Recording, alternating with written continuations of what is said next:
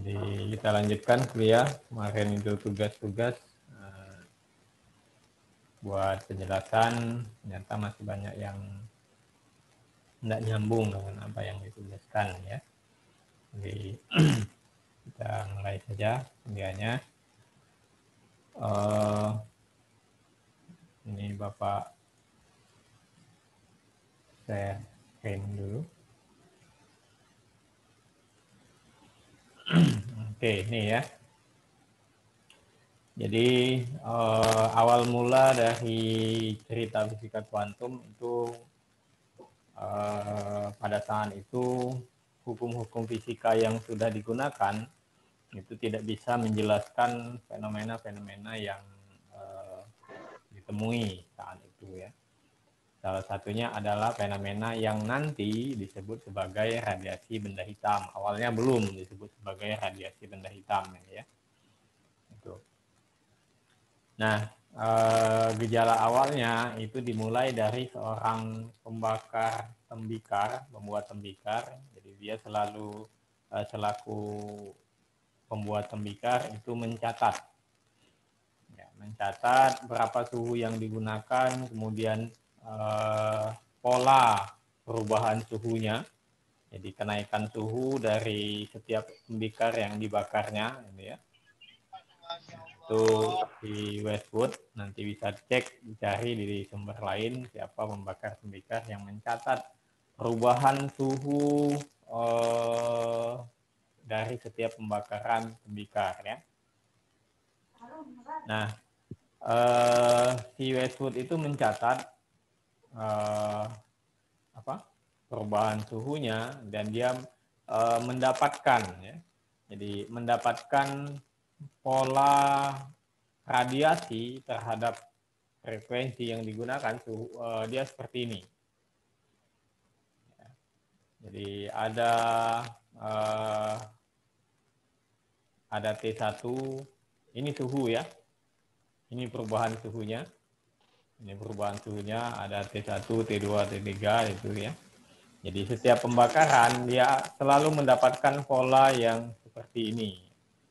Nah, hukum fisika saat itu dia tidak bisa menjelaskan teori mana yang akan dipakai supaya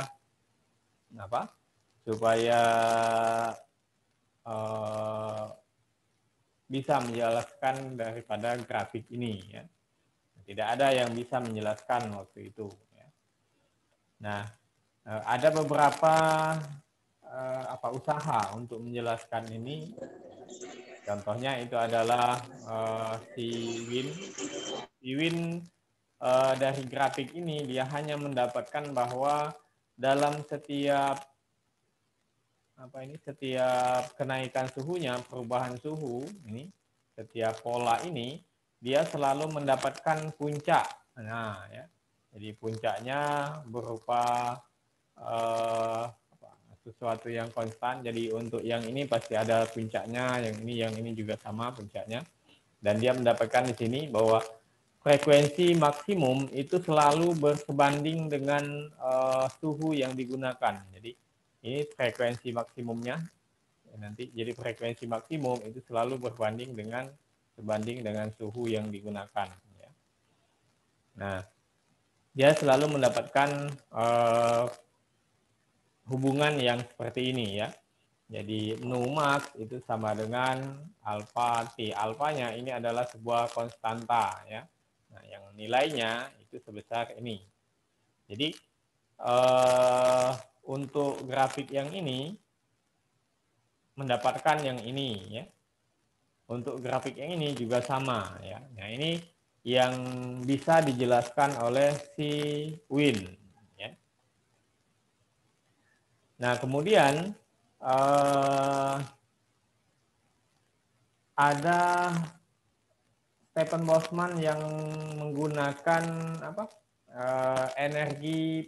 konsep energi untuk menjelaskan ini ya, untuk menjelaskan grafik ini.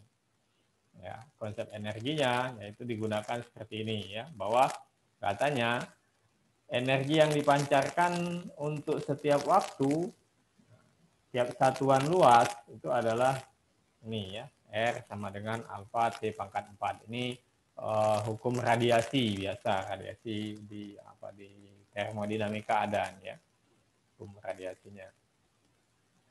Nah, kemudian ini kita lanjut ke bagaimana rumusan teoritis daripada penjelasan mengenai apa tadi?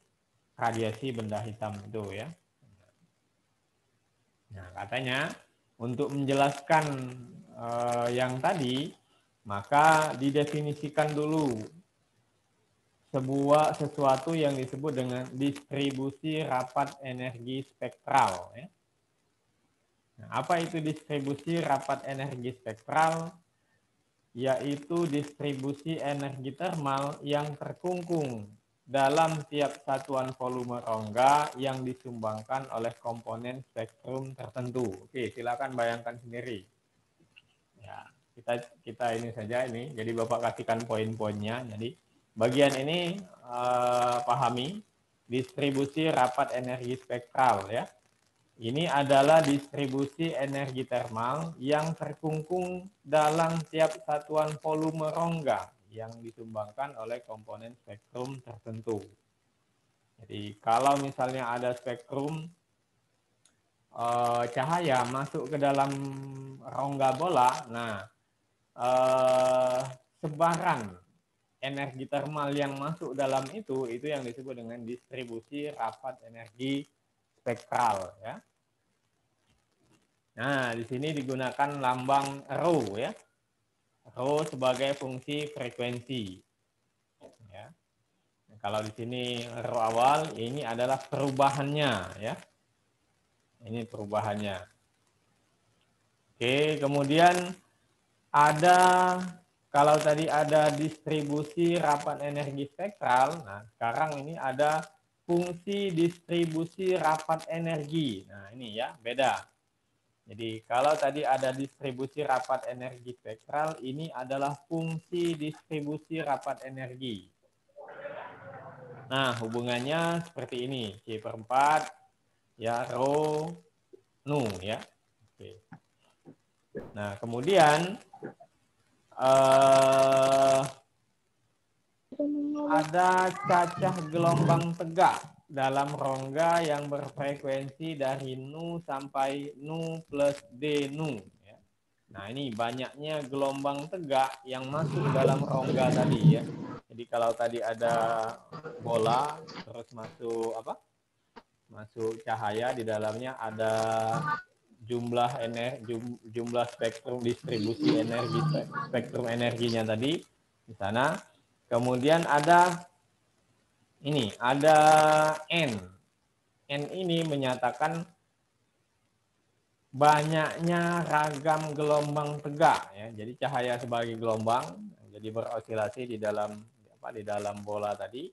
Nah, banyaknya gelombang tegak yang terjadi di bola tadi itu diberikan seperti ini ya, 8pi P C⁻³ nu kuadrat D nu ya.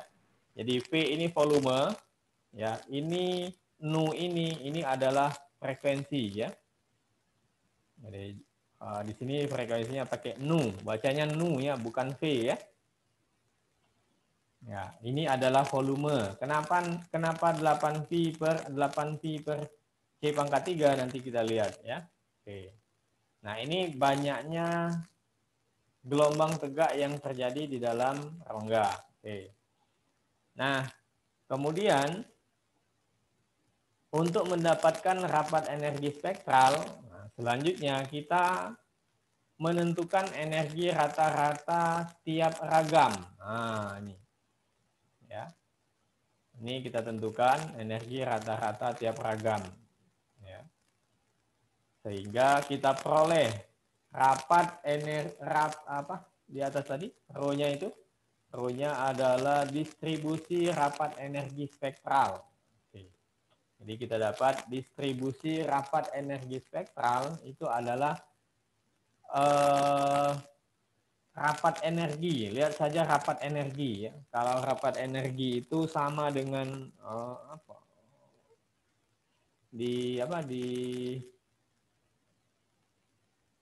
Massa jenis, lihat. Massa jenis itu adalah massa persatuan volume.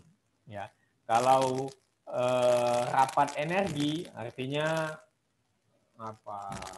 Nggak mungkin massa energi, gitu ya. Jadi massa jenis itu kan adalah massa persatuan volume. Nah, kalau rapat energi itu adalah energi persatuan volume. Ya, jadi ini adalah energi rata-ratanya, ini epsilon. Ya, epsilon ini adalah energi rata-ratanya dibagi volumenya. Ya. N ini karena di dalam rongga tadi itu ada berapa banyak gelombang yang terjadi di sana, ya. Nah, itu yang ini ya. Nah, si Stephen Boltzmann, ya, jadi dari penjelasan sebelumnya, dari eksperimen dan teoritis Stephen Boltzmann sebelumnya, sebelum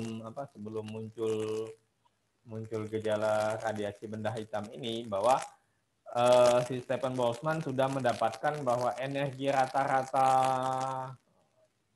di radiasi termal itu sama dengan KBT, ya.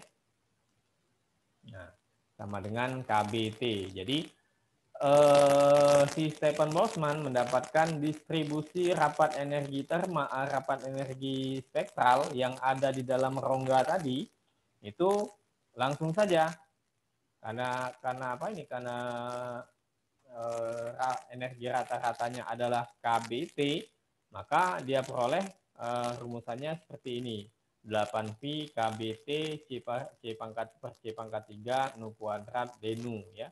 Ini yang bisa dijelaskan oleh si Stephen Boltzmann, ya. Oke. Akan tetapi si Stephen Boltzmann itu tidak cocok dengan data eksperimennya, karena ini data eksperimennya. Nah, ya, ini data eksperimennya. Kemudian si Stephen Boltzmann itu tidak cocok. Nanti dicek apakah si Stephen Boltzmann ini hanya cocok untuk yang frekuensinya rendah saja, ini ya, atau hanya cocok untuk frekuensi yang tinggi saja. Ini bagian ini frekuensi rendah, yang ini tinggi, ya. Jadi ini distribusinya. Jadi tidak cocok, hanya sebagian yang cocok. Nah, sementara Planck nanti kita lihat bagaimana prosesnya. Ini hanya hanya poin-poinnya dulu, ya. Sementara Planck dia menggunakan energi rata-rata setelah dia cari, setelah dia teliti. Nah, dia dapat rumusan energi rata-ratanya itu adalah Hnu per eksponen Hnu per KBT min 1, ya. Nah, ini energi rata-rata yang digunakan oleh Planck. Kalau yang digunakan oleh si Stephen Boltzmann tadi itu adalah KBT. Sementara oleh Planck itu adalah Hnu per eksponen Hnu per KBT min 1, ya. Nah, sehingga si Planck, distribusi rapat energi termalnya oleh Planck itu bentuknya seperti ini. Lihat, yang berubah itu hanya bentuk energi rata-ratanya saja, ya. Ini. Nah, yang nanti kemudian rumusan Planck ini baru cocok dengan eksperimen. Jadi yang bisa menjelaskan fenomena radiasi benda hitam itu berdasarkan teori Planck ini, ya. Oke, kemudian kita lanjut. Ini bagaimana rumusan selanjutnya, ya. Jadi si teori Rayleigh-Jeans yang menggunakan tadi Stephen Boltzmann. Nah, ini lihat, ini bagian tadi ini, ya. Lihat. Tadi kita menggunakan bahwa distribusi rapat energi termalnya itu adalah N per P, ya, atau energi rata-rata per volume dikalikan dengan N, ya. Ini dasarnya. Jadi Distribusi rapat energi termal itu adalah energi rata-rata per satuan volume dikalikan dengan banyaknya cacah gelombang yang terjadi di dalam rongga itu. Seperti ini. Nah, ya, ini kuncinya. Ya, permasalahannya sekarang itu bagaimana energi rata-ratanya ini, gitu ya. Nah, kalau si Bosman itu dapatnya KBT, kemudian kalau Planck itu dapatnya ini ya. Nah, sekarang kita lihat bagaimana si Stefan Boltzmann itu mendapatkan energi rata-ratanya sebesar KBT, kemudian bagaimana si Planck itu mendapatkan energi rata-ratanya sebesar ini. Nah, itu ya. Oke, jadi perhatikan poin-poinnya, arahnya kemana nanti supaya bisa nyambung ya. Oke, kita lihat ini. Ini adalah bagaimana rumusan energi rata-rata yang diperoleh oleh si Boltzmann. Ya. Nah, lihat ini. Nah, perbedaan mendasar antara si Boltzmann dan Planck bahwa si Boltzmann itu menganggap spektrum energi yang dipancarkan oleh cahaya yang masuk ke dalam rongga tadi itu bersifat kontinu. Ya. Jadi sekali lagi si Boltzmann itu menganggap pancaran energi yang masuk ke dalam rongga itu adalah bersifat kontinu. Ya.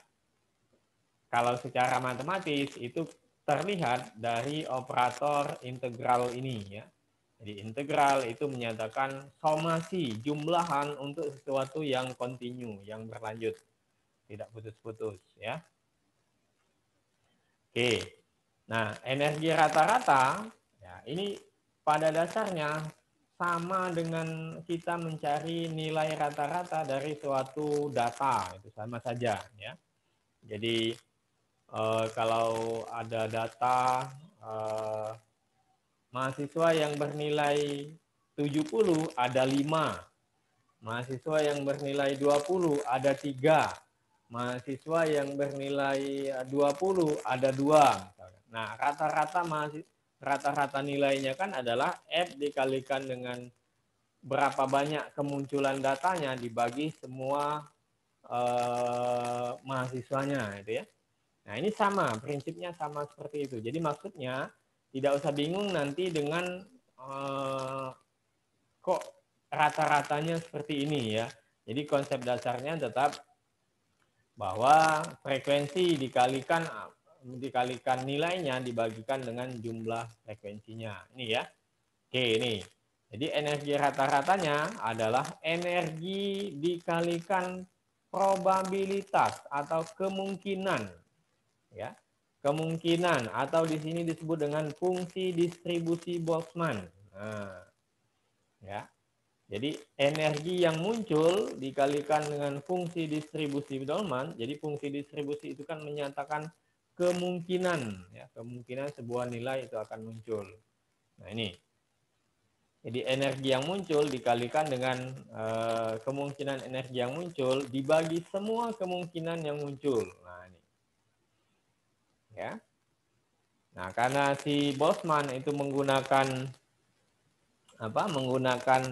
fungsi distribusinya berbentuk seperti ini, jadi si Boltzmann itu sudah punya fungsi distribusi energi, bentuknya seperti ini. Maka masukkan saja P-nya ya dalam ini. Nah, lihat di sini P-nya itu adalah 1/kBT. Ya. Lihat, yang diintegralkan itu adalah yang mempunyai variabel epsilon ya.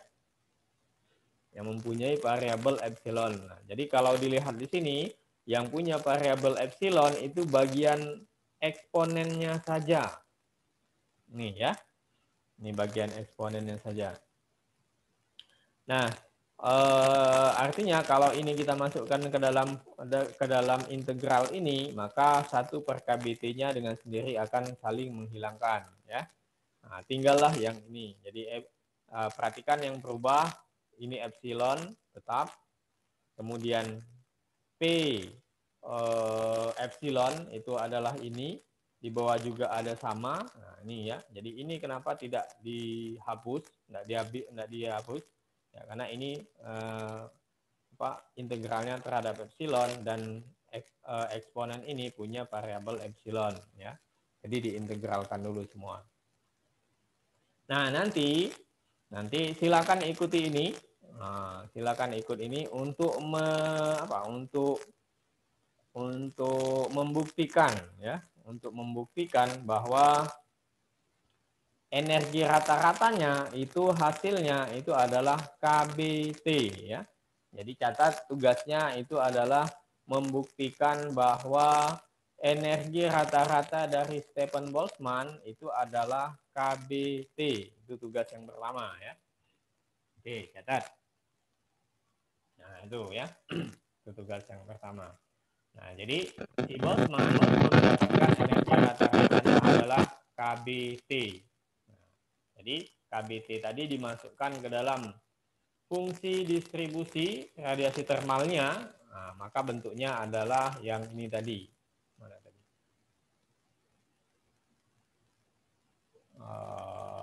Ya, fungsi dapatnya adalah ini ya. Itu kalau dari si Stephen Boltzmann ya. Nah, si Stephen Boltzmann ini dengan fungsi energi distribusi rapat energinya yang bentuknya ini tadi, bentuknya ini, ya, maka dia hanya cocok untuk frekuensi yang rendah saja. Lihat, dari pada frekuensi yang rendah, nah, dia cocok ini, ya, cocok dengan data eksperimen, data yang dilakukan oleh si Westwood tadi, ya, seorang pembakar tembikar tadi. Nah, dia cocok untuk yang ini saja. Tapi di bagian ini jauh, sama sekali jauh melenceng, ya. Nah, jadi kalau menggunakan distribusi radiasi termal yang dipakai oleh si Boltzmann, ya, dia akan terjadi yang disebut dengan bencana ultraviolet. Jadi makin lama ini meledak fungsinya ke atas. Ya. Sederhananya ilustrasinya, kalau kita lama-lama di sekitar api unggun, maka tubuh kita akan terbakar. Kalau menggunakan teori distribusi rapat energi termal si Boltzmann, ya. Nah, itu. Jadi kalau lama-lama di sekitar api unggun, maka tubuh kita akan terbakar. Nah, kenyataannya kan tidak. Ya, kenyataannya tidak. Nah, kenyataan yang tidak itu adalah menunjukkan data eksperimen yang seperti ini. Ya. Oke, itu. Nah, kemudian kita lanjut ke bagaimana si Planck itu mendapatkan energi rata-ratanya, ya. Nah, lihat. Cara yang dilakukan oleh Planck itu hampir sama seperti yang dilakukan oleh si Rayleigh Jean, ya. Si Stephen Boltzmann untuk mendapatkan energi rata-rata. Hanya ada satu perbedaan yang mendasar bahwa kalau si Stephen Boltzmann itu menganggap spektrum energi yang masuk ke dalam rongga itu bersifat kontinu. Ingat, jadi si Boltzmann itu menganggap energi yang masuk ke dalam rongga itu bersifat kontinu. Sementara si Planck dia punya pikiran yang lain, punya pikiran yang aneh yang lain. Dia menganggap bahwa spektrum energi yang masuk ke dalam rongga itu bersifat diskrit atau terpotong-potong. Ya, atau buat bahasa nanti yang disebut dengan kuanta, ya. Maka di situ baru muncul nanti fisika kuantum. Itu awalnya dari kuanta itu, ya. Maksudnya terpotong-potong. Ya, tidak kontinu. Ya, jadi kalau yang kontinu tadi berlanjut istiqomah dia, nah yang ini enggak. Ya, ini terpotong-potong. Ya. Oke, nah kita lihat. Nah, kita lihat di sini ini adalah energi rata-ratanya sama dengan yang tadi, ya, sama dengan yang tadi yang dilakukan oleh si Stephen Boltzmann tadi.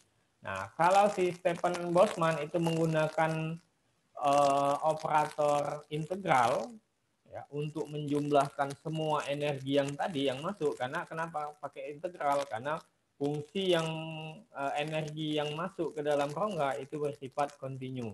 Nah, sementara si Planck dia menggunakan fungsi somasi ini ya. Nah, ini fungsi somasi. Ini nih. Nah, ini fungsi somasi. Jumlahan untuk data yang bersifat diskrit. Ya. Jadi kalau kamu melakukan pengukuran kan gunakannya tidak dengan integral tapi menggunakan ini. Jadi N1 ditambah N2 ditambah N3 dan seterusnya gitu ya. Nah, ini. Lihat. Jadi jumlahan epsilon n E pangkat epsilon n per KBT. Ini juga sama seperti yang yang digunakan oleh si Boltzmann tadi ya, ini. Epsilon eksponen eksponen epsilon per KBT ini juga sama. Hanya bedanya itu adalah disomasi ini ya. Nah, kemudian energi yang diskrit tadi ya dianggap oleh Planck itu adalah sebesar NH nu ya, NH nu. N-nya adalah menyatakan energi keberapanya ya. Kemudian H ini nanti sesuatu konstanta yang nilainya sangat kecil. Yang nanti untuk menghargai jasa Planck ini nanti disebut dengan konstanta Planck. Ya. Tapi pada saat Planck membuatnya, dia belum menyatakan, oh ini konstanta saya, tidak. Ya. Jadi konstanta Planck itu digunakan untuk menghargai jasa yang dilakukan oleh Planck. Meskipun nilainya sangat kecil. Ya. Dalam rasio 10 pangkat min 34 kalau nggak salah. Jadi sangat kecil jasa yang dilakukan oleh Planck, tapi efeknya sangat besar ya. Nah, ini ya. Kemudian nu ini adalah frekuensi ya. Jadi N-nya tadi menyatakan tingkat energi keberapa, maksudnya energi keberapa, potongan keberapa, ya, potongan energi keberapa. Jadi energi yang masuk tadi dianggap terpotong-potong. Ada potongan ke 0, ke 1, ke 2, ke 3, dan seterusnya. Ini ya. Nah, kemudian masukkan epsilon N-nya, ini NH nu. Nah, ini lihat. Ini masukkan semuanya. NH nu, kemudian ini NH nu juga, dan seterusnya itu. Nah, kemudian lihat. Yang dijumlahkan itu yang hanya mempunyai fungsi energi. Ya, lihat. Yang dijumlahkan yang punya fungsi energi ya, dalam hal ini energinya adalah H nu, jadi yang dijumlahkan itu H nu. Nah, ini alasan kenapa KBT-nya keluar di sini ya. Nah, nanti dicek ya. Ini juga tugas bagaimana si Planck mendapatkan energi rata-ratanya, nanti tugas juga ya. Jadi tinggal KBT jumlahan ini N alfa E min N alfa, kemudian dibagi dengan jumlahan E dari N sampai berapa nanti minus N alfa. Dengan alfanya, nah ini hanya menggantikan saja supaya mudah ya, supaya tidak terlalu banyak tulisannya. Jadi didefinisikan sebuah variabel baru sebagai pengganti H nu per KBT, itu adalah alfa. Ini ya. Nah, ini triknya. Nah, ini triknya. Jadi dilakukan turunan dari E pangkat minus N alfa itu sama dengan min N alfa E pangkat min L alfa. Nanti dicek ini di fisika matematika atau di kalkulus atau di matematika, ini biasa, ini fungsi dasar ya. Nah, sehingga kita punya N alfa sama dengan E pangkat minus N alfa. Nah, ya. Atau sama dengan, jadi bagian yang ini maksudnya, nah, bagian ini, ya kan, N alfa, E pangkat min alfa itu diubah menjadi alfa ini. Jadi maksudnya bagian ini itu sama dengan minus alfa dikali dengan turunan ini. Turunan ini itu kan sama dengan ini. Nah, ya. Jadi ada N, ada N. Nah, sama maksudnya ya. Itu hanya trik. Nah, kemudian masukkan ke sini. Jadi energi rata-ratanya adalah KBT dikalikan ini minus alfa D. Nah, ini ya. Nah, kemudian menggunakan dua hubungan ini. Ya, jadi di Pismat ke-1 itu ada deret. Ya. Jadi ada di deret di sini jumlahan n sama dengan sampai tak hingga itu E pangkat minus N alfa itu dibuat bisa didekati dengan deret yang seperti ini. Ya. Kemudian 1 min E pangkat E alfa itu juga sama seperti ini. Nah, lihat bagian ini itu sama dengan bagian ini. Artinya ini itu sama dengan bagian ini ya, sebelah ini. Itu gunanya untuknya. Ya. Nah, sehingga kita punya yang nanti ini akan menggantikan jumlahan ini ya. Nah, kemudian ini adalah bentuk turunan. Ini bentuk turunan, maka diubah dulu, dicari dulu turunannya ya.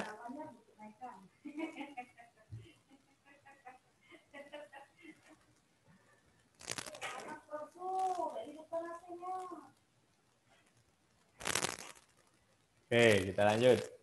Nah, jadi setelah diikuti ini, diturunkan dulu sehingga karena kenapa ini diturunkan? Karena di sini kita punya turunan terhadap alfa daripada ini. Ya. Nah, kemudian masukkan sehingga dapat energi rata-rata distribusi radiasi termal oleh Planck itu sama dengan alfa KBT E pangkat alfa min 1 atau atau balikkan lagi karena alfa tadi adalah variabel pengganti untuk menyederhanakan bentuk. Ya, masukkan lagi kita peroleh energi rata-ratanya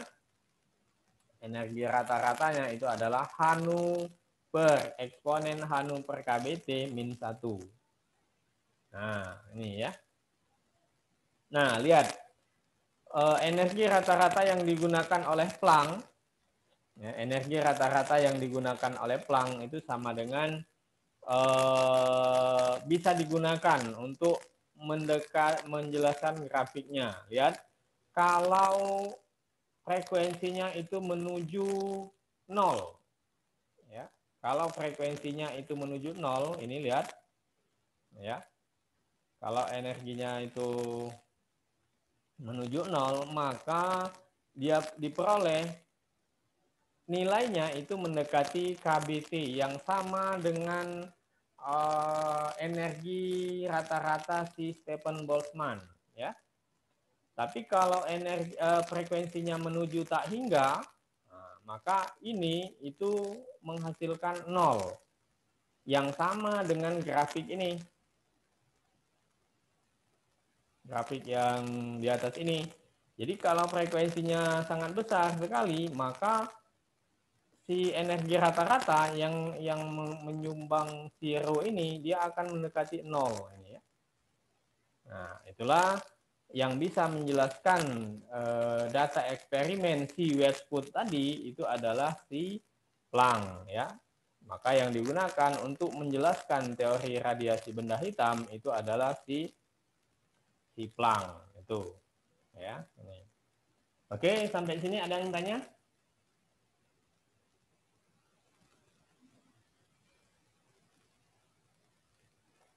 Halo? Iya, Pak. Hah? Ada masalah di sini? Ada yang ditanya? Saya enggak bisa, Bapak enggak bisa lihat semua videonya off di sini.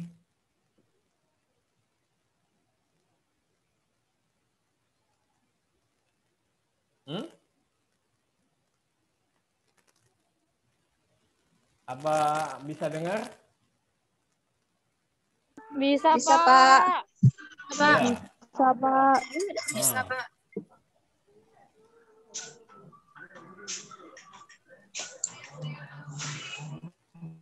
Ada masalah enggak? Jadi tugas yang pertama itu menurunkan rumusan yang menjelaskan energi rata-rata dari Stephen Boltzmann. Kemudian yang kedua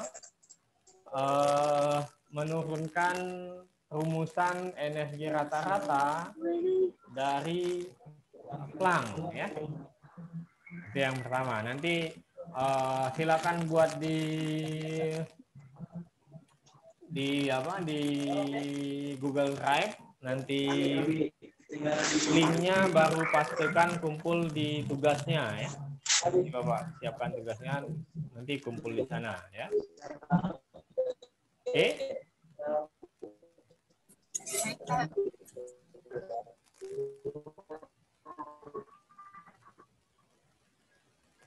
Kalau tidak ada masalah, kita lanjut sedikit ini.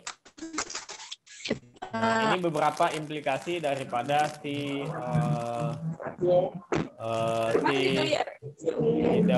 Planck, ya. Jika dia menjelaskan yang ini.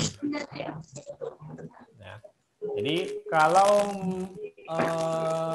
teori Planck itu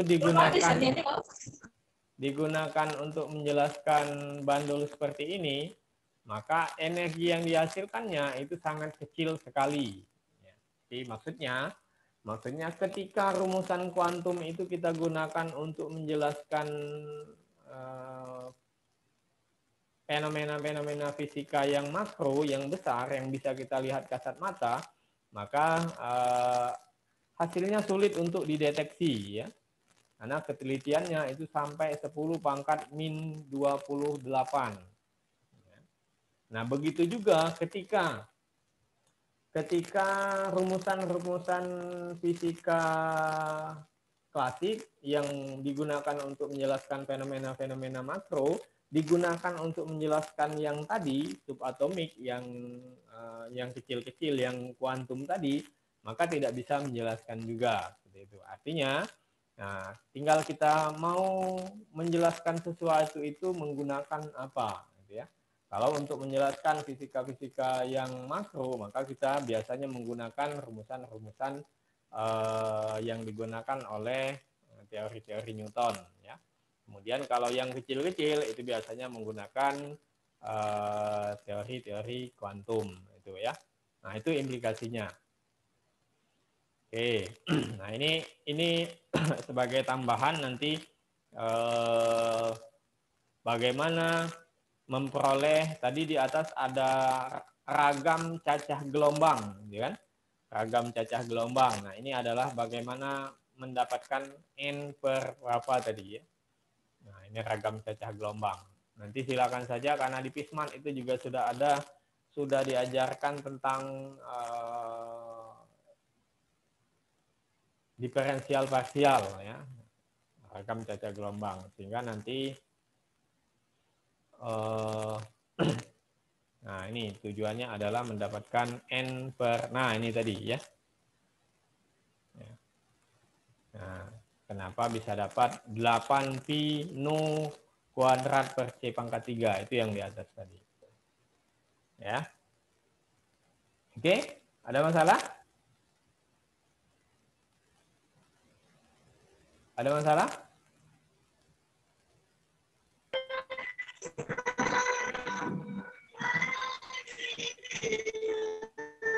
Oke, jadi tugasnya yang pertama bahwa tunjukkan rumusan yang digunakan Planck untuk mendapatkan energi rata-rata.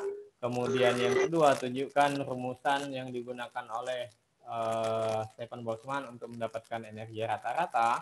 Kemudian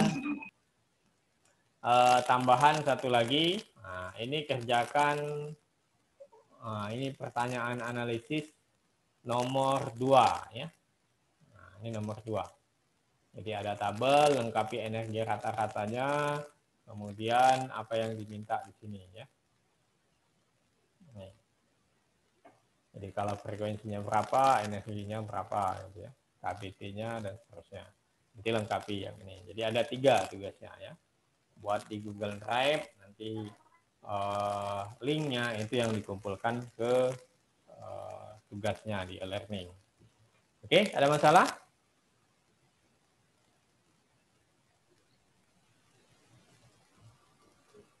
Ada masalah? Yang tidak hadir nanti kasih tahu. Videonya, recordnya insya Allah juga Bapak upload, nanti silakan dicek ya. Oke, kalau tidak ada masalah, kita tutup sampai sini. Kita akhiri. Billahi taufiq wal hidayah. Wassalamualaikum warahmatullahi wabarakatuh. Waalaikumsalam warahmatullahi wabarakatuh. Waalaikumsalam warahmatullahi wabarakatuh. Oke, sudah ya.